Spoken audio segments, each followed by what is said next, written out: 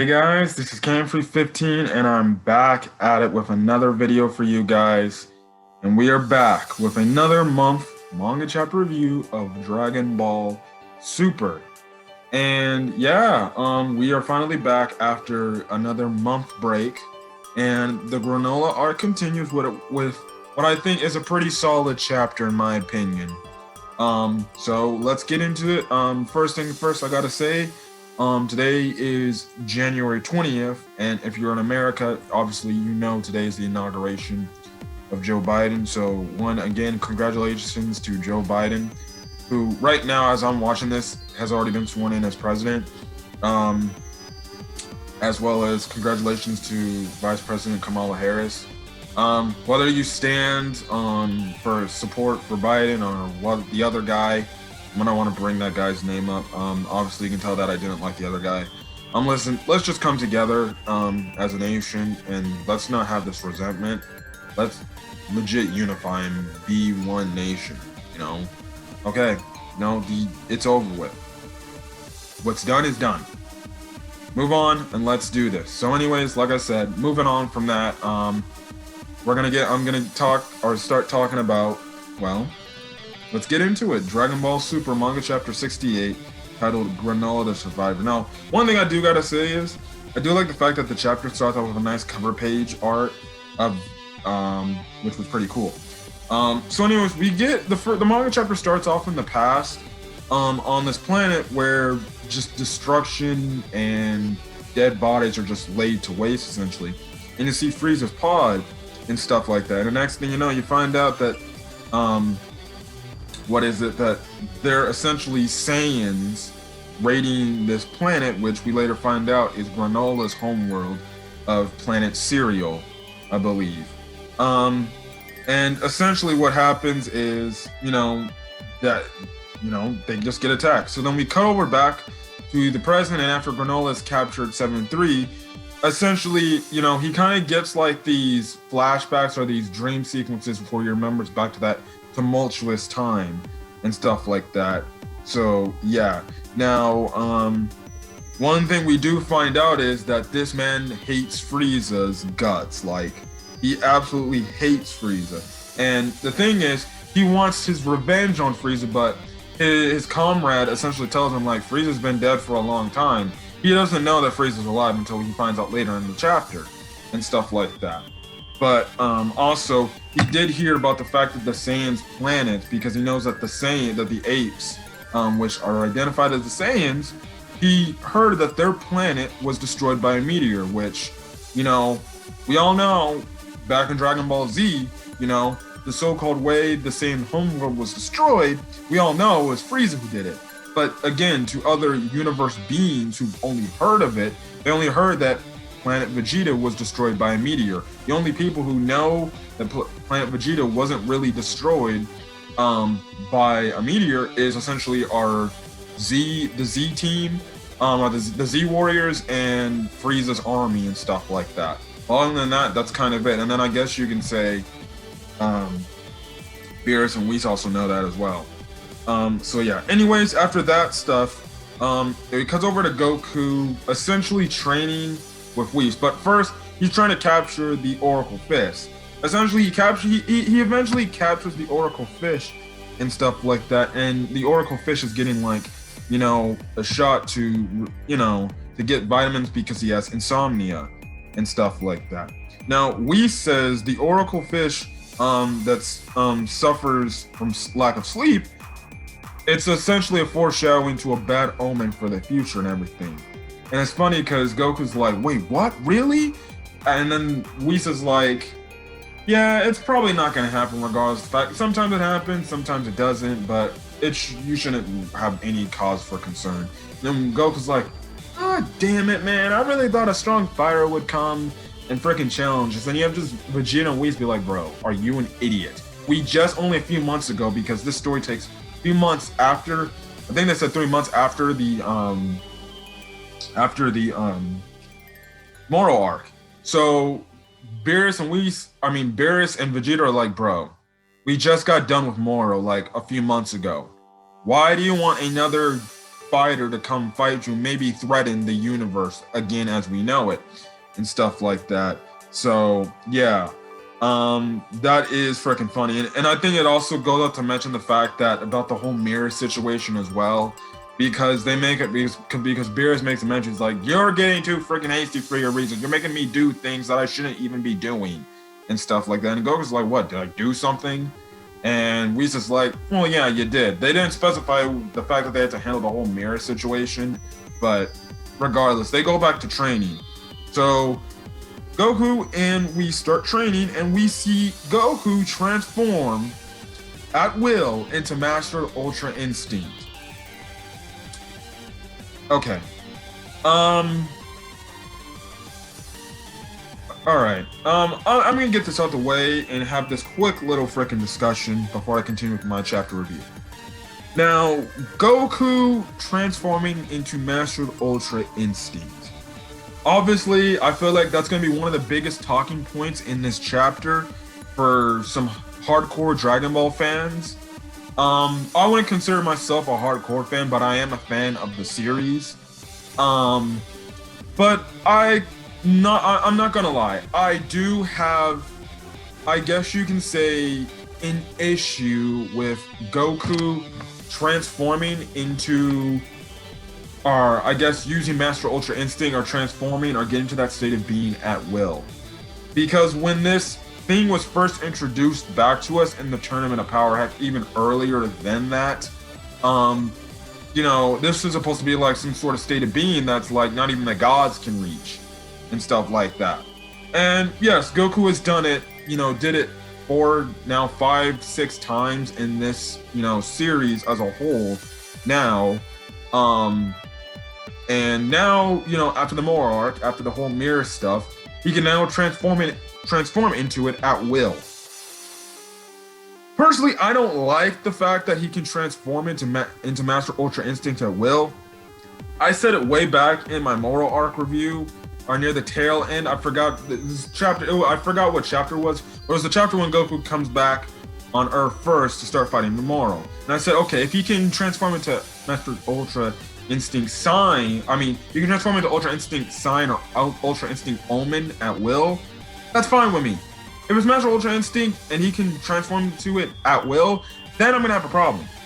Here, I kind of have a problem because, well, yes, they later specify in this whole, you know, little training session that Goku's Ultra Instinct, it is on the level of Whis's and say even the Grand Priest. You know, their Ultra Instincts are far more advanced than Goku's. He's just starting to learn how to get adjusted to it still and learning it on his level. And also, Whis brings up the mention like, you know, you don't have to copy me. Try using Ultra Instinct your own way and stuff like that. Now, the thing what makes me freaking, you know, disgruntled and nitpicky about this topic is the fact is this. How is the power scaling going to be going on from this story point on now that Goku has Master Ultra Instinct? And what I mean by this is this. So now that Goku has Master Ultra Instinct, there has to be characters that are significantly, and I mean significantly stronger than Goku and Vegeta. Well, I wouldn't say significantly stronger, but if not on the same level, just slightly higher than Goku and Vegeta, where they're going to have to train and obviously get stronger and get more accustomed. Well, for Goku, get more accustomed to his Ultra Instinct form to be able to handle these threats and do these feats that we ain't probably seen from Goku, you know, like ever before. And the thing is, well, okay, yeah, he's got Master Ultra Instinct, that's cool. But the problem, again, like I said, any future villains now going forward, now that they go down this route, the fact that Goku now has Master MUI in his arsenal, two, what's the also point of using Ultra Instinct Sign? So that transformation, I think you can probably, that transformation he has, I think you can officially say he's dead, unless he wants to use that as the new Super Saiyan in terms of warming up and getting ready to adjust his body to somebody he's fighting and stuff like that, unless they want to go that direction. So one, again, I said, like I said before, I said him mastering Ultra Instinct and doing it at will, it's not only going to kill the Super Saiyan transformation, the base Super Saiyan transformation, because guess what? They're not going to use it as much as they do. Heck, they barely use their Super Saiyan forms. They use it to an extent some of the times, but they don't use their Super Saiyan forms like they used to, like way back in Z. Now, their God forms are going to get the same treatment now. Their God forms are going to get the same Super Saiyan treatment where you'll see their Super Saiyan God, Super Saiyan Blue forms occasionally in the storyline. But when Goku and Vegeta, especially with Vegeta, when knowing there might be another feat of power he can get to be on, I guess, not on the same level as Master Ultra Instinct, but on a level where he can compete with him or compete with these characters that are going to have these type of powers, you know, the Super Saiyan God forms are going to be like the Super Saiyan forms. They're going to be essentially cast to the curb and just transformations that, okay, it was just something that gave them to the progress of their development to get to where they're at now. Now they're just going to be transformations that are just like, we would like to see them, but they're not going to do it because they got a better, you know, they got stronger powers than just Super Saiyan God and Super Saiyan Blue. You know, those transformations are going to be essentially pushed to the curb as well, which again, I don't like, because I do like the Super Saiyan forms. Regardless how you feel about them, it's the same thing. You know, when they got into Super, they kind of made Super Saiyan 2 and Super Saiyan 3 not as important as they used to make them important back in Z, and stuff like that. Now, some people also had issues with the fact that ever since they introduced the God characters, it's just changed the whole, you know, it's changed the whole thing and stuff like that. So yeah, and furthering talking about this discussion I'm talking about, now, villains going forward are going to have to be on angelic / or God of Destruction / angelic types of levels of power. So, one, I'm just like, well, that means these villains are going to have to be at least almost as damn near strong as the Gods of Destruction. And somehow their own way, which again blows my mind because it's like, well, when you first brought the God of Destruction freaking topic into this, you made it a level where no mere mortal can reach this level. Like, this level is unattainable unless you become a God of Destruction yourself. And the fact that now you're gonna have these characters have damn near angelic-like power where they can be on the same level as a Goku and compete with him, you beg the question, like, okay, one, how are they going to attain that power in an arc? Unless, you know, you make him some ancient being like how Moro was. Again, with this whole Granola thing, which we'll talk about later, how is Granola gonna get stronger? What, you're gonna give us another few month time skip, and then somehow he runs into Goku and Vegeta and he's able to freaking, I wouldn't say mop the floor, but handle them considerably, which again will have me questioning how did he get this strong in only a mere matter of seconds? It's the same thing you can say with the Golden Frieza situation. Golden Frieza trained for 6 months, and all of a sudden he's on the level of Super Saiyan Blue, even though Goku and Vegeta at that time first became Super Saiyan Blues and weren't clearly adjusted to their respective, you know, Super Saiyan Blue powers yet. It's still a thing that, okay, you know, you can still look at it back in the Revival Lab, be like, he just trained for 6 months and he's on the level of Super Saiyan God? Come on, that makes no sense. So it's the same thing here. So I'm just gonna be forewarning you guys. You know, if you're gonna get mad about how characters are getting abnormally strong, you can thank Toriyama and Toritaro for giving Goku the power to be able to use Ultra Instinct, Mastered Ultra Instinct at will. Personally, how I would have handled Master Ultra Instinct, whenever it was the final arc of Dragon Ball, where this is the final arc, where after this arc, Dragon Ball is officially done. We will not be coming back with no more Dragon Ball, unless we want to tell side stories and stuff like that, or you want to say this is the end of Goku and Vegeta's story. Then that's when you have Goku finally be able to master Ultra Instinct to the point he can transform it into it at will against whoever the final bad guy is, which would have to be some all-powerful being, and stuff like that. And then after that, you can end Goku and Vegeta's story off like that. That's how I'd personally end it, where he'll be able to transform to it at will and stuff like that, and you can end the story peacefully. That's how I wanted them to handle the story in terms of Ultra Instinct. If he had learned Ultra Instinct Omen and mastered that, and in terms of transforming into it at will, that's fine with me. Mastered MUI, that's where I have a big problem with it. Again, I didn't make it, and it's not like a rant, but it's kind of like a mini quiet rant. I'm just saying, I personally don't like the fact that they made him be able to transform it at will.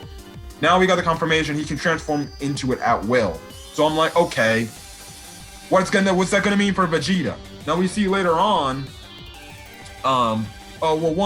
we do see this nice little training fight with Goku and Whis. Goku kind of does one of the most obvious type of things in the book. He essentially does the multi-form technique, and he has all his multi-forms essentially try to take on Whis on the ground, and essentially Goku was just kind of in the air the entire time, and Whis is like, come on man, you can't be that obvious to read out and stuff like that. One thing we do find interesting, the fact, because Vegeta asks Beerus, is Whis using Ultra Instinct? And Beerus is like, he's not really using Ultra Instinct, but regardless of the fact, we find out in this whole discussion that essentially the angels can use Ultra Instinct 24/7, which, okay, makes complete sense. They're angelic, godlike beings with this type of power. So guess what? It would only make sense for them to, say, have this ability or this state of being and use it for all 24, essentially, use it for 24 hours a day, essentially like that. So yeah, which is pretty freaking, which again is another interesting point. Stuff like that. Again, like I said earlier in my discussion, we just mentioned the fact that he has a greater command over Ultra Instinct than Mirrors, and the fact that the Grand Priest has even a much better, command of Ultra Instinct than Whis does. So, essentially Goku's like I said, at the bottom of the ladder and stuff like that. But Whis says, well, this is where you're able to train and grow and able to use Master Ultra Instinct in your own way and stuff like that. Now, again, we covered Beerus and Vegeta. They start talking, and essentially, we all know this, and this is the one question. Well, now that if Goku masters Ultra Instinct, what is going to be Vegeta's feat of power going forward? What is going to be the thing that makes Vegeta at least similarly, or if not right behind Goku in terms of power? Well, Beerus kind of answers that question and stuff like that. And Beerus essentially tells Vegeta that, Ultra Instinct is just one of the ways to achieve that feat of power. And it ain't the only technique of the gods, as the Viz translations say. Now, Beerus goes on to say Ultra Instinct is the angel's specialty, and stuff like that. And he brings up, and he says that, or did you really think that us gods of destruction would run around using a move where you got to keep your heart calm and tranquil? Because we all know that most gods of destruction, their hearts ain't calm and tranquil. Most of them keep them kind of rowdy, and they're only really they really get aggressive and stuff like that. So Vegeta asks, Beerus, what do you use and stuff like that? Please tell me. And Beerus is like, I ain't gonna tell you, but I'm gonna go, work out and to get some exercise in. But if you want to come watch me, feel free to, steal it. Now the way they say it in the Viz translations, when they say when Beerus says feel free to steal it, they bold in the word steal it. So I wonder if this might have something to do with stealing some sort of power or something like that. But again, this gives Vegeta his route, because we know Vegeta wants to get to surpass Goku and his Ultra Instinct his own way. So this could be his own way. So I like how the fact that they're having Goku essentially learn Ultra Instinct under Whis more better. And it seems like this new thing, this new state of being, this power Vegeta's gonna get is gonna be under Beerus. I do like the fact that, and plus I guess it makes sense. Goku has more better ties to Whis, and Vegeta has more better ties to Beerus. So it is pretty interesting and stuff like that. So obviously, that's gonna happen. We're gonna have to find out as the chapters continue each month to see what is this other power, this other technique to put, a mortal on the state of the gods being. Anyways, we cut back to Granola, who arrives at this one freaking planet, and we see one of Granola's, I guess not comrades, but I guess a work business partner, essentially, talking about how he grabbed 7-3 and stuff like that. And things like that. Now, we found out this guy's name is Soshiro, who, to me, honestly, is a freaking copy. I wouldn't say a copy, but when I was reading this, he reminds me of Kui back when Vegeta first came back to that one planet after he lost to the Saiyans. Kui was berating him and giving him all these questions and stuff like that. So, yeah. Now, this is when he goes into this room having 7-3, meeting these group of individuals called the Heaters, essentially, and their boss is called Ilak. So yeah. Now there's 4 group members. Their designs look, I would say, in terms of the facial ways, they look, okay, they look interesting enough, and their designs are somewhat unique. I would say the hair is kind of unique because they look like they have like dreads and stuff like that. So okay, yeah. Anyways, we find out here essentially that Granola looks to be working for this business, and it looks like the Alec and his group are essentially like these modern day mobsters in the universe. So again, I like the fact that Toriyama and Toritaro are looking more into the Universe 7. Once they expanded the whole universe system, I like the fact they actually focus more on the universe and stuff like that. They essentially confirmed that it is 7-3. One of the guys' names, with the big buff guy, the big fat guy, his name is called Oil. The girl is called Maki, and then the other, smaller shrimp guy is called Gas, and stuff like that. Anyways, Granola gets essentially the funds for his job and stuff like that. And essentially what Granola asks Alec is like, what are you using 7-3 for? And stuff like that. And Alec says, essentially, hold on a second, guys, because I'm looking at the chapter and stuff like that. What is it? Alec goes on to say, listen, I'm not going to use this dude just to have some sort of army and stuff like that. Because he even says, like, we're not running an army. He goes on to say, and if the day ever comes when we need to do more muscle, we'll hire the best that money can buy. So essentially, like I said, they're essentially mobsters, like, like, how can I say this? Like, back in the past America, like, gangsters or mobsters where they'll pay a penny and they'll pay a certain amount of money for people to do their bidding and stuff like that. And that's what he's essentially saying. If the time comes, then I can just pay the best, people to do my bidding and stuff like that. He goes on to say, with enough cash to burn, there's nothing you can't have in this universe. Which, I guess he's not wrong at the same time. Again, this guy, if you ever seen One Piece, he's given me, in terms of the whole fact of the money aspect, if you ever seen One Piece, the movie One Piece film Gold, Gran Tesoro, because Gran Tesoro's whole belief was the fact that, essentially that he has all this money, he can do whatever he wants and controls whatever he wants because he has this power, this fame, this, these riches and stuff like that. So, yeah, and things like that. So, yeah, Alec goes on to say, dominating others with military might is a relic of the past, which I felt like was just a hint at the Frieza stuff and things like that. Now, what Alec is all about is about gaining intel and stuff like that. And he goes on to say that the people with the most intel controls the universe. Again, he makes a pretty valid point of saying, well, you gotta know, if you know everything about the universe by having all this, intel and this information, you might know how to smart some people out, and stuff like that.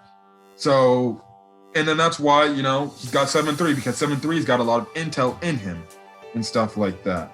Now, anyways, Granola asks Alec what his next job is. And essentially, Alec is like, there's nothing really happening in the universe, so I got nothing for you. So you can kind of go home and go chillax for a bit until we call you back and stuff like that. But this is the thing Alec brings up. He tells and says out loud to Granola that Frieza has been revived and stuff like that. And Granola, since we know earlier in this chapter, he wants to get revenge on Frieza for what he did to him in the past by killing all his loved ones and his comrades. He's begging Alec to tell him where he's at and stuff like that. Now, he also asks Alec, like, how is he alive? Like, I thought he was dead and everything. But Alec is like, I don't know how he came back alive. So they don't know that Frieza came back alive due to his army, because they even mentioned, like, yeah, the Frieza Force's army was kind of in shambles after he died, but I don't know how he was alive. So they don't know that, you know, his former army went to Earth to get the Dragon Balls to revive Frieza and stuff like that. So this is when Granola's like, this is my big chance to freaking kill this guy and stuff like that. Again, he asks Alec, like, where is he? But then that's when Alec is like, what, you want revenge on him? He's like, listen, Granola, this guy, from what I heard, is apparently even stronger than he was after he died, So you would stand no chance in hell against him and stuff like that. Now, Granola's like, please, let me try and we'll see, and I'll be the judge of that. And I'm reading this chapter, I'm like, oh, and if you try to go kill Frieza, let's just, you know, you're going to die. Even if you try to run, Frieza's not going to let you escape. Anyways, this is when we see one of Alec's men, Gas, essentially take down frickin' Granola with complete ease. Like, he takes him out, and to the point he puts him in this arm lock and everything. Now, Alec goes on to say, like, look, I know about your little grudge against Frieza's army, but the proper revenge is best served cold. It takes time and planning things out, so chill. And essentially, Alec's saying, listen, you're not on the level of Frieza, so let time pass, let some things plan out the way we need them to plan out, and then, you know, when it's time, we can take him out and stuff like that. Essentially, it's his way of saying, listen, cool down, calm down, you ain't ready, but you will be soon, but not yet, and stuff like that. And essentially, it's like, listen, you know, we ain't gonna have no problem here, because we have problems, we'll take you out, essentially, and stuff like that. So that's when Alec's like, you feel me where I'm at coming? And Granola's like, yeah, I gotcha, and stuff like that. So anyways, he lets go, Gas lets go of him. Granola escapes, or not escapes, he leaves because he goes back, he's gonna go back home to his other comrades and essentially, you know, talk about this whole thing and stuff like that. So yeah, now it seems like Granola, even though he's calmed down a bit, he's still gonna be trying to look like he's gonna be going after Frieza and stuff like that. Even though his buddies said, listen, that's fine and dandy, but you listen, you need to stay calm, man, and stuff like that. So yeah. Now, Alec's group goes on to say, like, you know, Frieza literally lit a fire under Granola. They go on to say he's really got it out for that guy. Now, Oil asks Alec, like, why did you freaking tell Granola, you know, that Frieza was alive and stuff like that? Now, Alec says, our friend Granola has gotten crazy strong, and the power's gone, the power he's got has gone to his head. He goes on to say, we'd be in hot water if he ever got stronger than you, Gas. Now, it seems like from Alec's saying, Gas might be the strongest person in their little group. We don't know how strong Maki, Oil, or even Alec is. We're just going to find out, I guess, as the time comes. It seems like these characters are going to be integral to the story as well. Again, we don't know how strong these are. It seems from what we're saying, Gas might be the strongest out of the four. So we'll just have to see. But yeah. So yeah, because he even goes on to say, like, Gas is the pride and joy of their family and stuff like that. So yeah. Anyways, it seems like Alec's plan is the reason why he told Granola about Frieza, is the fact that, you know, he wants Granola to probably get killed by Frieza to have Frieza do his bidding indirectly, because he knows Granola's going to try to go after him, which means, guess what? You know, we won't have to have a nuisance of a guy potentially being stronger than one of us, you know, get in the way and things like that. Now, their main goal is essentially to find the exact location of Zuno, the ultimate intel broker. Now, if you do not know who Zuno is, or if you do not remember who Zuno is, Zuno was the one guy in the Dragon Ball Super episodes where Bulma and Jocko went to get some information about. I forgot the episode while they were trying to get the information on. That's when they went to go get their information on whatever the storyline was going on at that current point in time. Which they wanted to find information about the Super Dragon Balls. So that's who Zuno is, which is very interesting. It seems like they want to use Zuno to essentially know everything about the entire universe of Universe 7 to understand what's going on, what's going on in these universes, how can we be stronger than these people, stuff like that. Anyways, we cut back to Granola. He's flying back, but then he gets jumped by the guy earlier who's trying to see if they wanted to split their bounties. Essentially, what we see in this little scuffle is he kind of tricks them, and we see that Granola has like freaking super sniping skills that I couldn't even do in Call of Duty Cold War. I wish I had the sniping skills Granola had, because if that was the case, I'd be freaking sniping people on my PS5 in Cold War like crazy and stuff like that. But essentially what happens is because he utterly freaking beats these guys like completely, these guys easily, it makes the one dude retreat and is like, okay, I'll leave you alone. It makes him so scared to the point he even left his portion of his money on Granola's seat. He's like, goodbye. And this too, Granola did all this without his goggles on and stuff like that. So yeah, and stuff like that. Now we find out from his partner that Ceruleans, literally his race is named after cereal. Yeah. Anyways, his buddy says, Cerulean's right eyes are especially adapted to sniping, and Granola's abilities are essentially a cut above the rest, saying Granola's like one of the few Ceruleans that are essentially like abnormally more powerful than the average one and stuff like that. And you see his eye is just one solid dot and everything. Anyways, the guy leaves and stuff like that. Now his co-worker, essentially Granola's co-worker, says your sniping is like better as ever and stuff like that. But Granola makes a mention of saying, nah, I missed one of the targets and stuff like that. Now, his buddy is like, listen, but he's like, yeah, but it's still good enough though. But Granola's like, it's not in my book. Alec was right. I'm still not powerful enough to take down Frieza. And essentially the manga chapter ends off with the fact by saying, to avenge the Ceruleans I've lost, I'll have to go stronger than anyone. And it cuts back to Beerus' homeworld, where the Oracle Fish essentially says Universe 7's balance is shifting, and the strongest warrior in the universe will soon rise up. And that's where the manga chapter ends off, which again is preferably hinting at Granola being that individual who's gonna get abnormally stronger. We're gonna have to see how he does get stronger. Again, to me, the power scaling wise, in terms of the powers, how I'm gonna see him getting stronger than Goku and Vegeta in what I'm guessing a short period of time makes no sense. We're just gonna have to find out and keep reading the chapters for the story as it goes along. But I thought this chapter was a nice solid chapter. I give it a 8 out of 10, so a solid B. Again, I thought the chapter was fine and dandy for what it was. It told a story, it got a point. Yes, was the whole Granola backstory kind of a ripoff of the baby arc? In terms of, guess what? He wants revenge on somebody who killed his homeworld planet. Like the baby route, if you watch Dragon Ball GT. Baby wanted revenge on the Saiyans for killing the Tuffles on planet Tuffle before it was named Planet Vegeta. Here the only difference is, yes, he has a vendetta against the Saiyans, but not much as a vendetta he has like for Frieza and everything. So he's gonna be gunning for Frieza, which means it seems like Frieza's gonna be coming back into the storyline. So I guess for Frieza fans, it's gonna be good to see Frieza again, because it has been a while since we've seen Frieza.